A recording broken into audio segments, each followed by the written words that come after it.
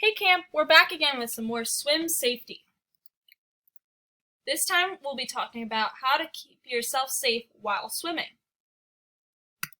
So in order to stay safe near bodies of water, what should you do? Well, have you ever heard someone tell you never swim alone? Well, it's true. You should always bring a buddy who can swim when you're going swimming. You should never go swimming by yourself. Name a buddy you would bring. In order to stay safe, you should always have a lifeguard on duty.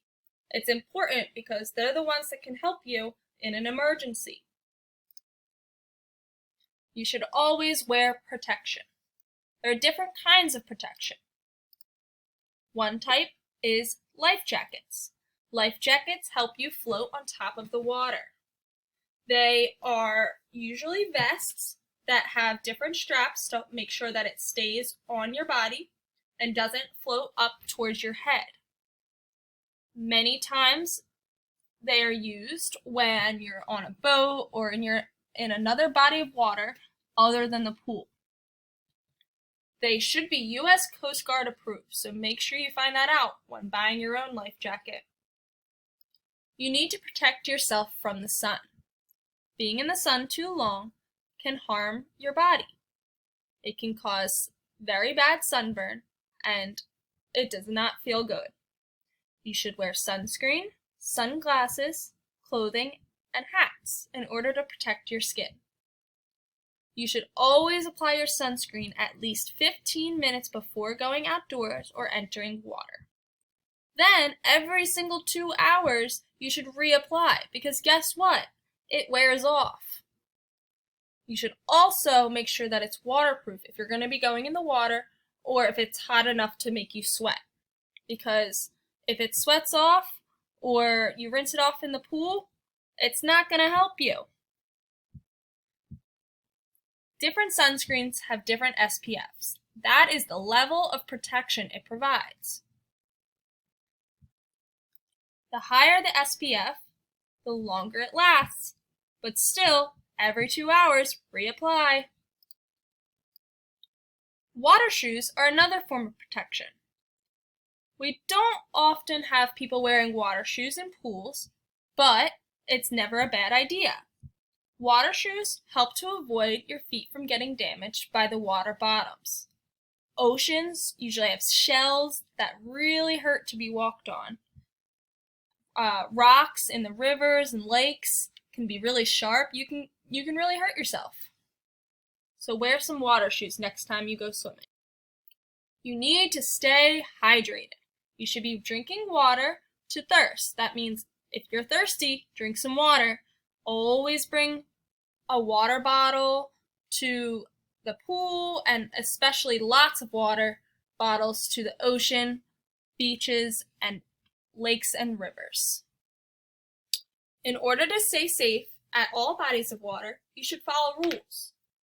Especially pools often post their rules near diving areas before you even walk into the pool area, and they usually consist of no diving in shallow ends, no running, no pushing others, and no eating in the pool.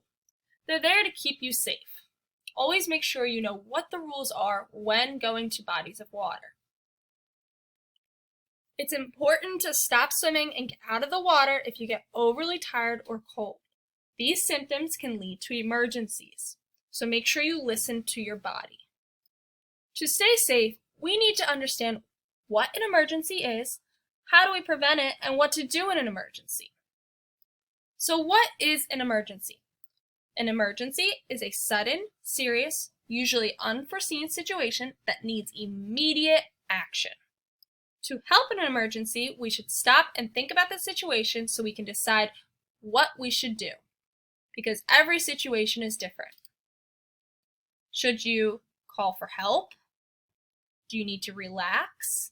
Maybe you need to float on your back.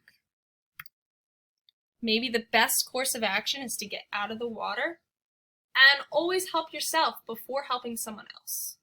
Let's talk about some scenarios and what you should do. So, if your boat gets turned over and you fall out, what should you do? You should hold on to the boat or any other floating objects that are around and call for help. Hold on until someone gets there. Another situation you might get into is hypothermia. Hypothermia is when your body is too cold. It makes your body shiver, feel numb, and you might even lose consciousness, or kind of like falling asleep. If this happens, you should get out of the water. And if you find that one of your friends is experiencing these symptoms, and even if you're not, you should both get out of the water. Exhaustion is when you're extremely weak or tired. So if you're really tired, you should float on your back because this saves your energy. And this way you can wait for help. If you're too tired, if you can get out of the water, you should do that. And if you get a cramp, you should stop kicking, float, and maybe ask for help until that cramp is gone. Then get out of the water. In our last video, we talked a little bit about currents and how currents can push or pull you in the direction you don't want to go. If the current's too strong, you shouldn't fight it. You should float on your back and wait for help so that you don't get too tired. If you get hurt or stuck, make sure you relax, stay calm, float, and call for help. If a friend of yours is in trouble, instead of helping them yourself, get yourself to shallower water and get someone else to help. The lifeguard is there for this reason. So if you find yourself in an emergency, instead of panicking, stop and think, what should I do? Okay, so for our activity, since we learned how to keep ourselves safe when swimming, I want you to go find 3 items in your house that can help protect you from something we learned about. Maybe it's a hat or sunglasses, maybe water shoes, whatever you think can help protect you while you're swimming. If you want, and a parent says it's okay, take a picture and send it into camp. One last activity. I want you to think about what you should do. If you start swimming out to the ocean and the current is too strong, it's pulling you into a deeper area, what do you think you should do? Relax, float on your back, and call for help.